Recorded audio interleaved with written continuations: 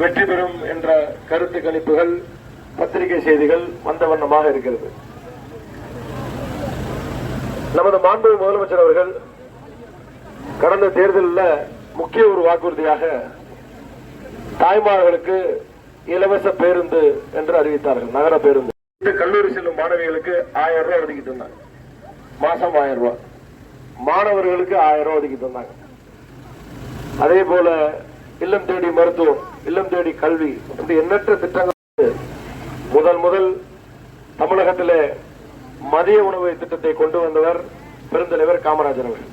அதனால நிறைய பள்ளிகள், அதே போல வரலாற்றிலே சிறப்புமிக்க திட்டமாக, வரலாற்று ஏடுகளிலே பொன்னெழுத்துக்களாக பொறிக்கப்படுற திட்டமாக காலை உணவு திட்டத்தை இந்தியாவிலே தமிழகத்தில் தான் மாண்புமிகு முதலமைச்சர் அறிமுகப்படுத்தினார்.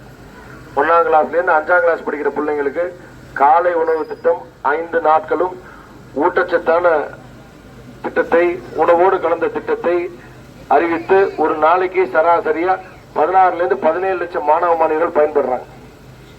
இப்படி எண்ணற்ற திட்டத்தை கொடுத்து இந்த தேர்தல் வாக்குறுதிகள்ல அந்த காலை உணவு திட்டத்தை விரிவுபடுத்தி 1ஆம் கிளாஸ்ல இருந்து 5ஆம் கிளாஸ் வரைக்கும் இருந்ததை 8ஆம் கிளாஸ் வரைக்கும் விரிவுபடுத்துவோம் என்று அறிவித்திருக்கிறார்கள். மகளிர் உரிமைத்தொகை 1000 ரூபாய் கொடுத்ததை ஜூன் மாசத்திலிருந்து 2000 ரூபாய் உயர்த்தி தருவோம்னு முதலமைச்சர் அறிவித்திருக்கிறார். எல்லாத்துக்கும் மேல இந்த தேர்தலில் சூப்பர் ஸ்டார் யாருன்னா, மிந்தி ஐயா கலைஞர் அவர்கள் ஒரு வண்ண தொலைக்காட்சி கலர் டிவி கொடுத்தாங்க. இந்த தேர்தல் நம்ம முதலமைச்சர் என்ன அறிவித்திருக்கார் என்றால், எலெக்ஷன் முடிஞ்சு வெற்றி மிக்சியோ கிரைண்டரோ வாங்கிக்கலான்னு ஒரு திட்டத்தை அறிவித்த பின் தமிழகம் எங்கும் ஏகோபித்த ஆதரவு இருக்கு. போன தடவை சொன்னாங்க, செஞ்சாங்க, இப்ப சொல்லுவாங்க, கொடுத்துருவாங்க. இப்ப எலெக்ஷன் முன்னாடி எம்எல்ஏ அநேகமா நானா தான் இருப்பேன்.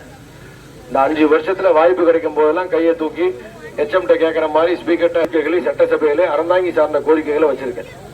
அது பெருமைக்காக சொல்லவில்லை. செக்ரட்டரி இருப்பாங்க, அதிகாரிகள் இருப்பாங்க.